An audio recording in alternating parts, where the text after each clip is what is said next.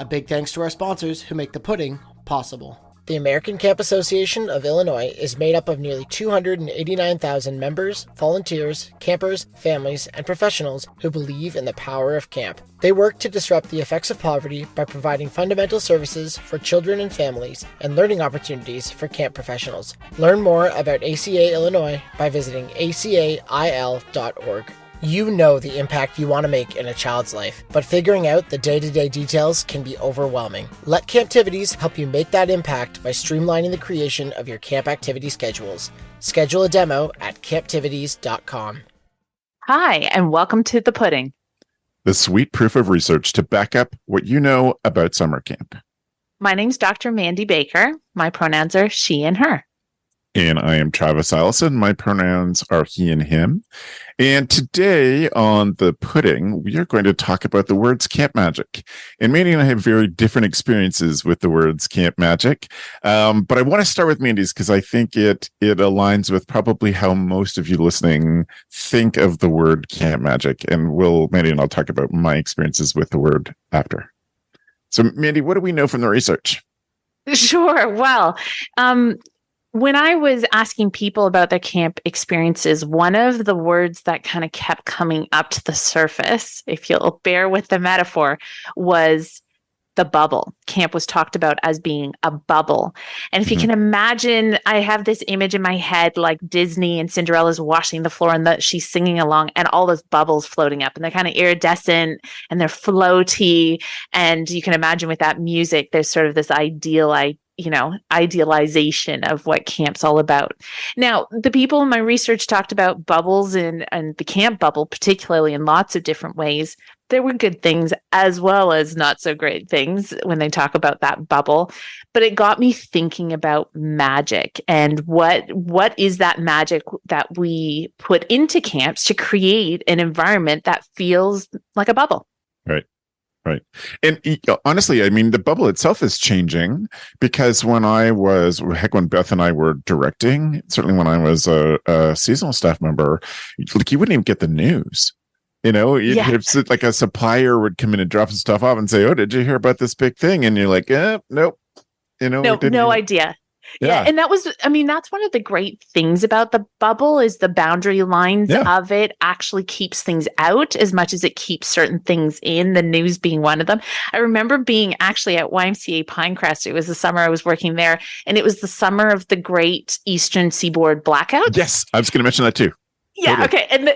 And our fridges stopped working. And then you have the camp food panic because that's a lot of food to go bad. That's a lot of food. And we had no idea why. Of course, we assumed it was local, maybe the Muskokas, maybe a power line went down somewhere on a highway, right? Like these are the kinds of things you assume. But we were just totally oblivious that this fairly significant event was happening across North America. That's what the bubble is good for. And bad for, but good for as well. Yeah, totally. And I had been that exact same thing. We knew, we lost our phone systems because they were all powered phone systems. So we found, a power jack and plugged in an old fashioned phone, which was part of our emergency procedures.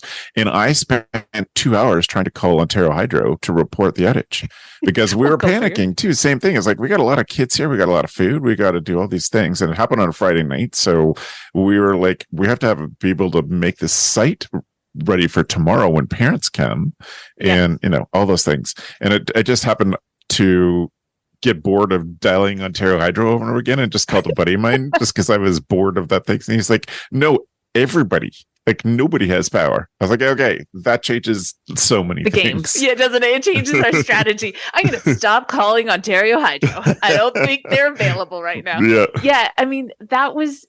That's kind of the magic of camp. And those are some of the things that I explored. The other motivation to dig into this particular piece of research about camp bubbles and camp magic, I was at an Australian Camp Association conference, and I'm up on stage on a panel as these things happen in my world. And Australians have a funny sense of humor, and winding other people up is part of that sense of humor. So a mate that I know said in front of the entire room, "What camp is better, Canadian camps or Australian camps?" was like, seriously, you're going to do this to me? How do I answer this? And how do I answer this, honestly, but at the same time, without putting myself in a position that'll never work again? Sure. Yeah, sure. So actually, the answer came to me fairly quickly and easily. Thank goodness. I got out of that jam in an honest way. I truly think that the Australian way of managing staff and the professionalism of outdoor recreation education employees is a whole new level there, and a really good one. I think there's a lot that we can learn in North America of how Australians do that professional management employment stuff. Mm-hmm. But camps in Australia don't have what I called magic. And I started being able to explain some of the big concepts behind camp magic. So I'm going to jump in there, Travis. Stop me if there's anything you need me to unpack. Can we both make our note in front of everybody to come back to how the bubble has become more porous? I know that's not the purpose, but I think that that's something interesting for those who are starting as camp leaders professionally year round now. Your bubble is much different than the bubble that Mandi and I grew up with, or that, when we worked. So, and that raises some fascinating debates, some really cool debates about, how much do we let people contact in and out of the bubble wall? And does it pop the bubble? Does it detract from? In some instances, does it reinforce? So there's some really fascinating conversation. Okay. Yeah. So you start with yes. So I'll talk to you guys about the concept of the theories behind what makes bubbles. Right. So when I started pulling it apart, ultimately this bubble thing was about a social environment that is reinforced by the physical environment, that gives the social community a sense of being unique, set apart from the everydayness of everything else, and also possibly isolated from everyday life. And this can be a very special, very powerful experience. So there's some old researchers way back.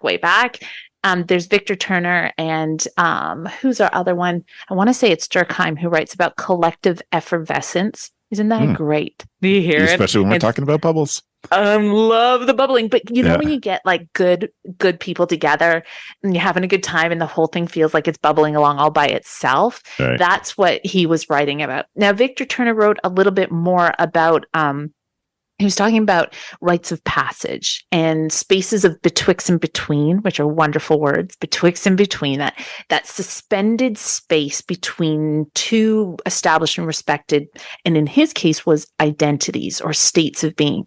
For Victor, he was writing about from childhood to adulthood, and he was talking about that space in between adolescence.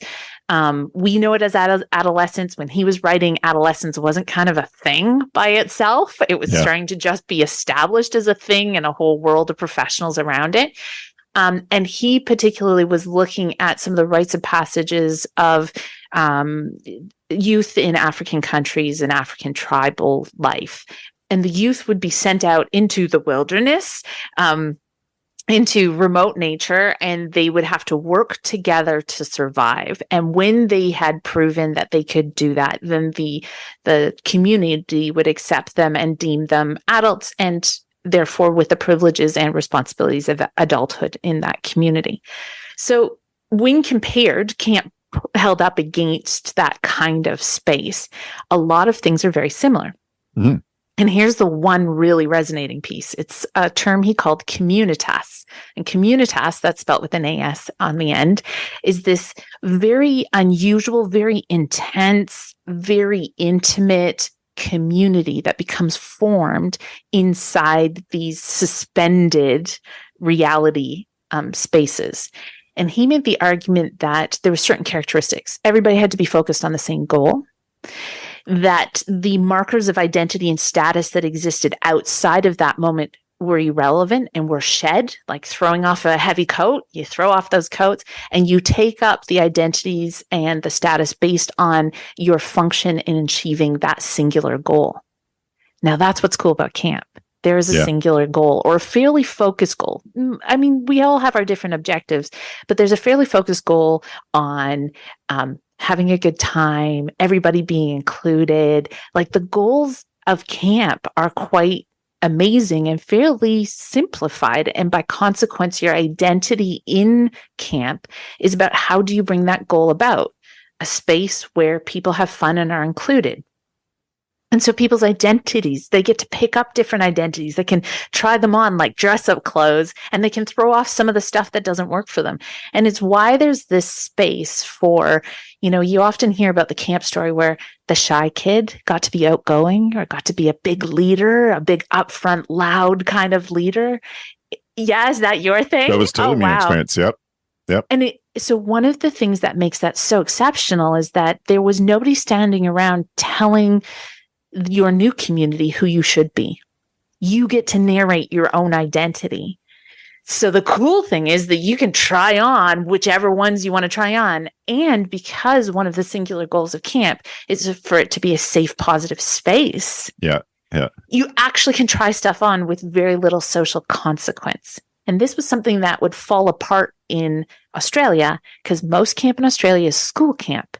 So all of the relationships that you hold in the classroom comes with you. The way the teachers pigeonholed you, good, bad, or otherwise, comes with you. And the outdoor leaders in the Australian system have a very hard time, if not an impossible task, of breaking down and discarding it. Sure. It's the outside world comes into the outdoor space. There's no new social environment invented. Give yourself a huge helping hand this summer with Michael Brandine's 5 Fingers of Fantastic Staff Training. Without the need to travel and from the comfort of your home or office, you can gain control of your staff training prep through his interactive and engaging online seminar. Michael's annual Brandwine on Training, the step-by-step system for planning and presenting your best staff training ever, isn't a boring webinar. Michael uses the same techniques and tools from his in-person trainings, but in a virtual space, bringing folks together from around the world. Join Michael in ACA, Illinois this March 26th and 27th. Learn more about this and other Michael Brandwine seminars with ACA, Illinois at acail.org/Michael Brandwine. And don't delay, early bird rates end February 1st. One of the great privileges of being a year-round camp leader for a long time is watching kids become young teens and then become teenagers and watching them trying stuff on. And it's just such an awesome privilege to see it. Like, all right, this year we're punk. Like, bring it on. I want to see it. Yeah. And I think them, campers or young staff showing up at camp with a new camp persona. The first kind of day is they've got a lot of walls up about that. It's like, no, this is me now. And if camp's like, yeah, great, then it all sort of breaks down, and it's not as much of a front that they're putting up. You start to see them pulling together all the real pieces of what they are to become. And man, what a great thing to watch happening. What an awesome part of this life. Can I say this? It's a privilege, but it takes special people like you to make that space an option. If you as a leader, camp director, or the organizer, or the institution that's backing the camp, enforced a certain expectation of that young person to stay rigid over the changing seasons and years that you see them, you haven't actually caught the spirit, or in this case, my argument, the magic of camp. And so it's lovely to hear you say that, Travis, but I hope you hear the compliment I'm trying to pay you, is that you watch people come in and let them try it on and change it and chop it and change, and you made that space a possibility for them to do that. And that doesn't happen everywhere. It's actually quite unusual. It feels magical because it's so unlike all these other things of life. And I think that's where I start to pull at the idea of the word magic. It's the spirit of camp where we will hold space for you to define yourself in relation to the goal of the group. So it's not a free for all. We know when people show up and they're not committed to the goal of camp, the culture really jars. It's very, very difficult. But we will let you define you however you want to bring it for this suspended reality, as long as it pitches into the goal of what we're trying to achieve here. Right. Yeah, I keep interrupting you because you see so many things that touch me in so many ways, touch my love of camp and what camp has meant to me. Where do you want to go next? Well, I think it's important to talk about what the ingredients are for communitas please. to happen. Yeah, great. I think it's important to recognize, we call it the materiality of our experiences. So, material things. So when we in my kind of research, we talk about something called discourse, and most people I think have a sense of what that is.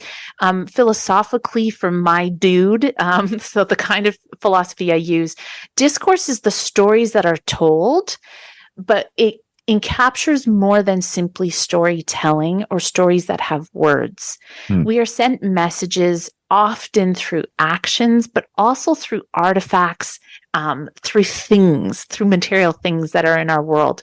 So just this last week, I was talking to my students. I'm back in the classroom at university. And we were talking about people who use the cash registers with people and people who use the blipping machines. Yes. And we had a cash register staff employee, and she got very, very heated in a wonderful, passionate way about how she wants people to come to her, and sometimes takes it a bit personally when people go to the blipping machine. So we unpacked for the blippers in the room why they use the blipping machines. And then I started talking about the materiality of it. When there's only one human doing cash out and there's 8 empty machines, just the way the machines are set up and the fact that they're more available will cause people to choose to go to the blipping machine because they don't want to queue up. Because time in our society right now, time is incredibly precious. So we're very concerned with efficiency. I think most of us can account for our lives in 5-minute increments. Whereas if you talk to my parents' generations, they can account for their lives in like a couple hour increments. Like it's a different sense of time, a different reality of time. So when we talk about camps and materiality, let's recognize first that they're often away from city centers. Certainly sleepaway camps or overnight camps are away from city centers. They tend to be a bit more rural. They tend to be within natural landscapes. They tend to give the illusion, if it's not actually true, that they're more isolated. They're harder to get to. The driveway is long and bumpy and not smooth. You can in my head, I'm like, how would they ever plow this if we did winter camp? Like, how would we ever get in and out if there was winter camp here? So what we're doing is we're telling people a story with the material things that they are in fact leaving their everyday lives. I mean, some of those are the most obvious when we leave our everyday relationships. So when we leave our children, leave their families, and we see that homesickness. Now, homesickness is arguably a culture shock. That's what that is. It's I'm missing my culture, my family culture, my subgroup, my tribal culture, is the way sociologists might call it. So there's a number of material things that also add to the going away into nature, going, far, an hour drive, 3-hour drive to camp. All of this stuff tells a story. It tells a discourse of you are in a separate time and space. Then when you get there, and there's all of these very different social rules, like you can shout at dinner. But what? You'd never be allowed to do that, get away with that nonsense at home, or singing and shouting at dinner. When you paint, keep inside the lines, don't get it on your clothes. Camp's like, we're going to paint on ourselves. The social rules are so wildly different. Yeah. And when camps do it well, those social rules are assumed. They're rarely spoken and explained. They're just simply absorbed. And they're absorbed well. And they're absorbed well because largely they give individuals a sense of well-being and a sense of belonging. Mm-hmm. I'm important. I matter. I am part of this space. Yeah. So I get what it is. Well, I guess the first question is, what do we know about how important that is, or how that's a positive of the camp experience? And then what do we have to be intentional about? Let's talk about the good, and then let's talk about what sometimes I call the dangerous. Okay. Sure. So it's not, and dangerous, I don't mean like life taking risk, but there's always this possibility for anything to be good or bad. It's really about how we use it and what our motivations or intentions are behind the thing. So in terms of some of the things to think about, I remember being called in consulting with a homeless shelter. And their interest was, how do we make this supported living environment a place where people feel dignified and a place where people feel a sense of community? that often, this was the Salvation Army in Brisbane in Australia. They recognize that often supported living is like, here, if I give you 4 walls, you're gonna feel good and you're gonna be able to sort out your life. And often people who are homeless or live with homelessness, it's not that simple. They can't just, 4 walls aren't going to sort out the problems that have led to a situation where they are regularly homeless. So the people there really wanted to look at, how do we help make this environment socially as well as physically, structurally? How do we make this environment where we can provide them realistic support and realistic objectives, and help them get out of the cycle of homelessness? And that's when I pulled on my camp liminality communitas research. And I said, okay, some of the things we need to do is start helping individuals here have a sense of purpose, have a sense of building their own identity, making it safe for trying out different identities. Particularly, we were talking about employment identities at that point, because employment is a huge part of breaking the cycle of homelessness. And we were also getting to a point where we were talking about building community. This building didn't have community spaces. Oh, yeah. This building, no, they were just single rooms. There was no kitchen where they, like, I call my kitchen headquarters. Like, all of the world's problems come and get dealt with through the kitchen, partly because of necessity. We're prepping food, we're making, we're caring for each other. And because our bodies are in the same space, we're sharing our problems and sorting out what's going on. And so there can be camps, I think, take for granted. There's a lot of assumed, like, oh, this is how we've always done it. And it's, well, actually, did you realize that whether you did it on purpose or not, you're adding to that sense of the kind of social environment you choose to have, the values you're basing that environment on. So when we always did it this way, we talk about challenging the status quo. We've talked about it a lot between us on personal times, but it's just as important to understand that you've always done it that way because it has a really good purpose. And therefore, you want to be able to maintain it. You want to be able to hold it. You need to keep it relevant to the changing societal expectations. But we've always done it this way. It also helps to know why when it's good as much as when it's not. And camps have this incredible, we're, I guess, blessed to be able to take it for granted, but camps have created a social environment of inclusion that is powerful, but often done on take it for granted assumptions. So what I was trying to get at is there are a lot of things that you can do quite intentionally to enhance this. Here's the dangerous edge. We are now playing with how cults function. Right. I remember when my supervisor said to me, I think you should read literature on cults. And I got really, really defensive, which should have been a sign.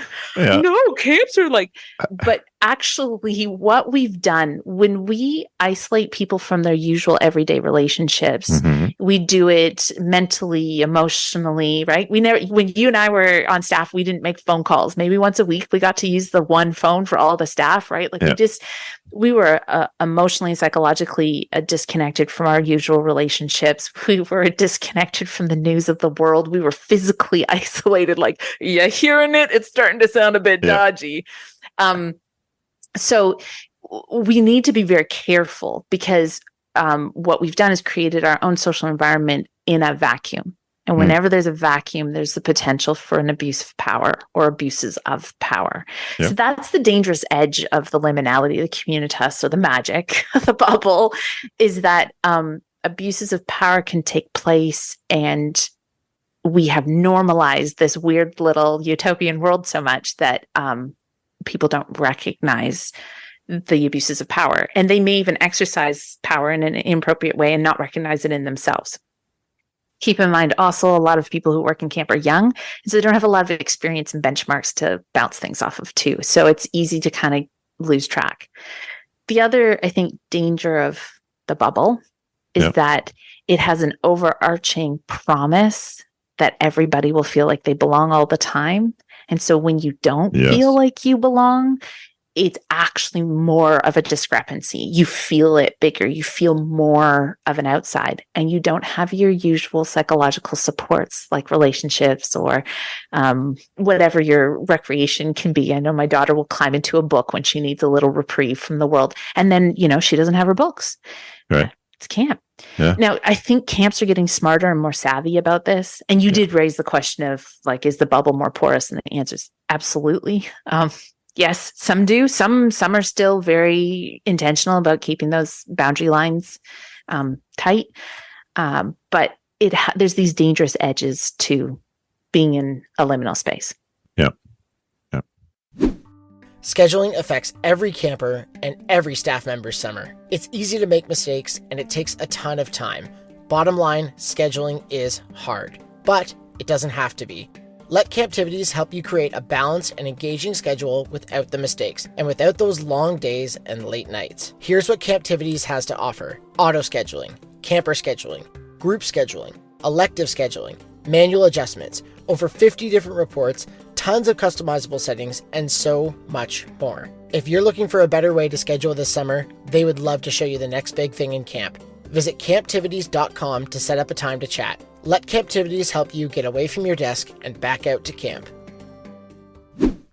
So we've got about 10 more minutes. So I just want to think about, for you, Mandi, what are the most important things to make sure we cover in the time we have? What are the best takeaways, or the most, I asked before, like, what should we be intentional about, if that gives you a bit more direction to start?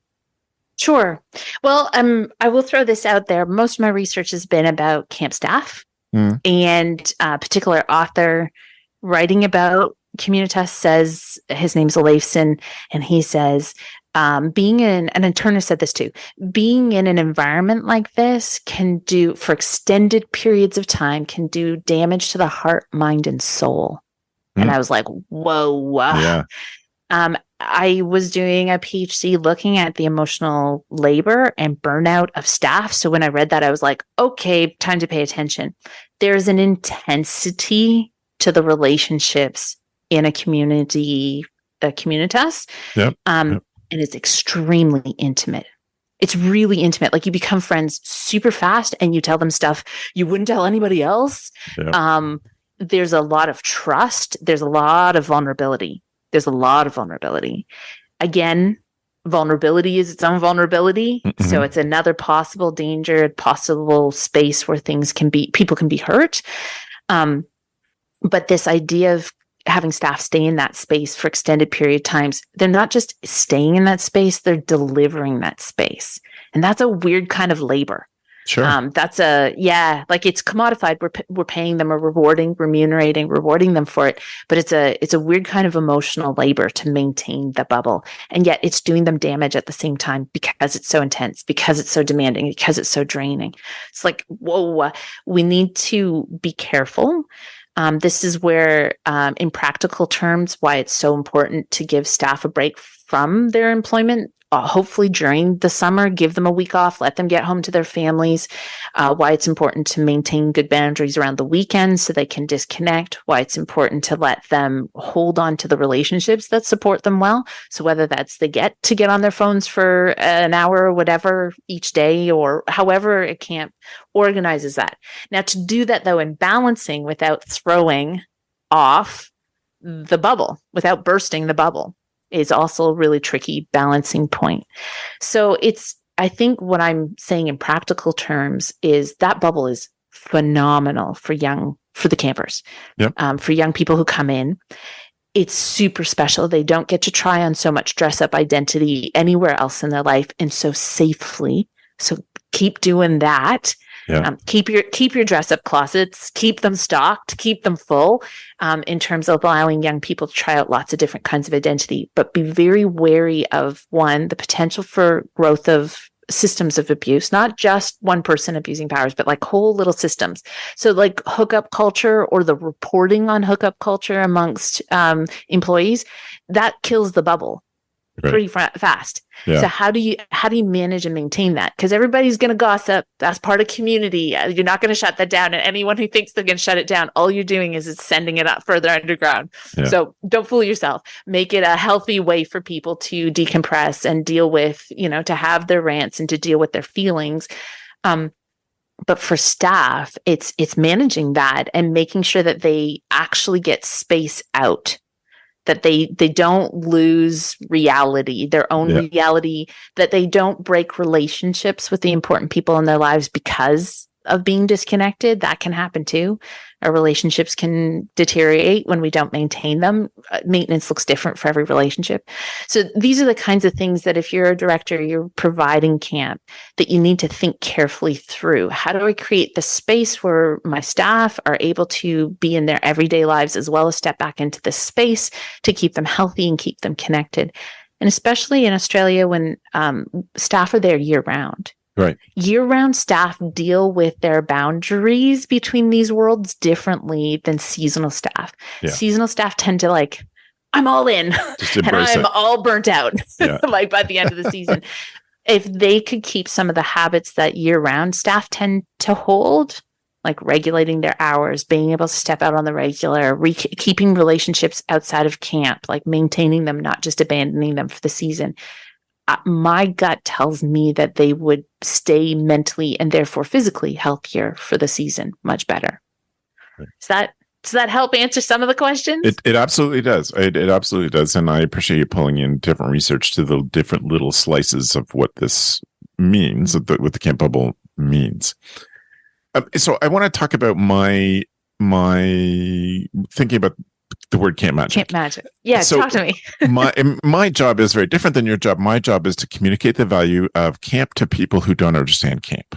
And so I ask people not to use the word camp magic because, and I always follow up with this, you and I know what camp magic means. We probably can't describe it to people who don't know it, but if I come up to another campy person and I say, it's one of those magic camp moments, then another camp person's like, I don't even need to know what the specifics are to know what you mean. Yeah. That I've lived enough of those moments that I know what that thing is. But it's so amorphous. It's so cult-like. Yes. It sounds like a cult as soon as you start. That it instantly turns people off.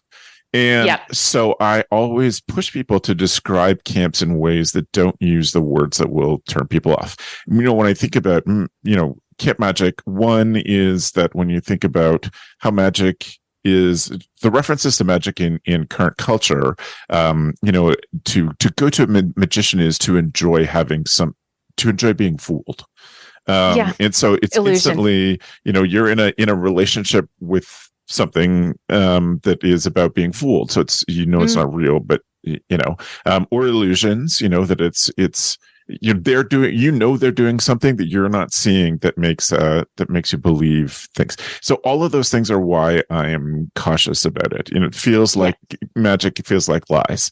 It's people who are incredibly passionate about camp, ourselves included, start talking about camp magic and they just go and they don't watch other people just go cloud right over and stop listening to you, which is, partly why camp people, especially when the bubble was stronger, it would get to the middle of October and my high school friends would be like, I just need a couple weeks without camp stories. I'm happy to listen to your camp stories. I'm in camp. Yeah, totally. I just need a couple, I love listening to your camp stories, but I need a bit of a break. And you're like, yeah, okay, right. Yeah. Like I'm in it. So that's my concern. It's just the different ways that we, because of our jobs, it's just the different ways we have to think about camp. And so my concern is not that it exists. I love that it exists. I just know that we're not very good at telling the story of it. Yeah, the language is problematic. To people who haven't experienced it. This is one of the biggest things that I try to work with on camps is, back to research, is that camps cannot tell me with any clarity whether they are any good at reaching families that don't have some camp experience in their family history. They can't tell me that. And my suspicion is that we're great at telling people about camp who have some frame of reference, whether it's a bad frame of reference, just a cultural one like, Wet Hot American Summer or Meatballs. But there's a starting point there. But anybody who has nothing, no parents have been there, we're just not good because we tend to shortcut to camp magic. So I don't quibble with the research in any way. It's just that you and I have a different job to do. And the language is I think the language is problematic. I agree with you when you start breaking it down. Magic is arguably, even in the folklore, is reserved for specific people. There you go. And so it's kind of an exclusive thing. And magic is also sort of used, like myth as, well, I can't understand it, I can't explain it, so I'm just going to dismiss it under this heading of magic. So even if we look at, different definitions of magic, and I agree with you, there's a certain con artistry to the idea of, illusion and magic like that. But then even if we talk about myth, it's I can't understand it, I can't explain it. And the problem is, whenever there's phenomenon that is not understood, it can't be explained, it becomes quite anxious. So somebody who doesn't understand, can't explain, it can become quite superstitious and anxiety inducing because, well, no, I can't wrap my head around it.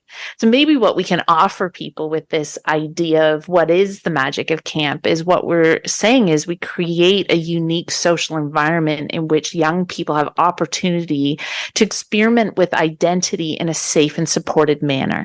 That they get to even explore the ideas of community, somewhat idealistic notions of community, but isn't it a nice way to hopefully teach and model certain values of citizenship through this idealized community?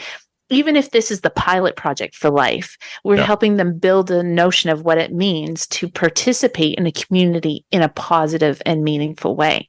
That's what the magic is, when all of the ingredients come together, like the material aspects and the social aspects and the articulated and the not articulated, they all come together to support, yes, it's ideal, but to support community and citizenry and identity that's positive and meaningful and supported and safe. That's pretty special. And I think that's what we mean when we say magic. We're saying, darn it, dang it all, that is special, and I don't quite know how to get my words on it. Yeah. And I'm 100% convinced that camp people are wizards. Well, there's that too. Mandi, thank you for breaking this down. I'm so grateful to have this chance to talk to you about I'm so grateful to talk about all the things you've learned about camp, and I appreciate you being so willing to share them. Is there a place that people can reach out to you if they have follow-up questions? Absolutely. And I love the questions. I'm already getting some, and they just are so thrilling. So the best way to reach me is I have used to have a research consultancy called Lamped Research, and the email is getlamped, so GETLAMPED @gmail.com. Yes, that's like a light. If you're wondering how to spell it, I was really excited about theory. Now the email address sounds really nerdy, but the theory at the time was, how do we create our lives as beautifully as we would a house or a lamp? And I thought, that's what we need to do. We need to turn some lights on and be beautiful about how we build our lives. So get lamps. You can send your questions there. I'm always happy to connect, and actually send me the gnarly, tricky questions. They make me think more, and often I do more writing with those questions. The other way to kind of check out some of my work, not all of it is open access, but some of it is you can pop my name into a Google search or a Google Scholar search, and most of my publications are there. If you can't get past an access wall, let me know. I can hook you up. Perfect. That's perfect. And that's a great final call to action. If you're listening to this or watching it on YouTube, then email us. My email, travis@cocamp.pro, or Mandi's email that she just gave you. And I would love for there to be some, scenario. How do you, just questions unanswered. It's a Ask Mandi Anything with Travis's input on the side. There used to be in sort of the summer camp director community in Ontario, it was kind of a common practice at conferences that one particular camp director would hold discussions called Prickly Pickles. And there was a Prickly Pickle discussion with a great, very well-respected camp director. And so maybe that's the thing that you and I can take on for the whole camp world, is if you've got Prickly Pickle questions, send them to us and we'll figure out how to get you some answers to those. Yeah, no promises that we have them on our own. I know I'm speaking on behalf of Travis, but we know people that are like super smart and stuff, and we can ask them too. Right on. That's great. In fact, here's my call to action. If you have a question, like how would you handle this kind of question, please send it as a voice recording. Say your name, camp you're from if you wish to, but we'd love to hear a voice. So we'll just edit that into the show so that people can hear from other camp pros about their questions and concerns. Yeah, excellent. Perfect. Mandi, thank you so much. This was awesome. Pleasure. Always a pleasure. What we have next up on the bill is looking at the power of camp community. So it builds on the idea of communitas, but we're going to start talking about relationships of power in that space and go a little bit deeper into the risks and possible harms, as well as the incredible impact and power involved with being in relationship amongst camp folks. Excellent. Well, Camp Mavericks, if you didn't know, now you know. Go Camp Pro, way beyond the basics.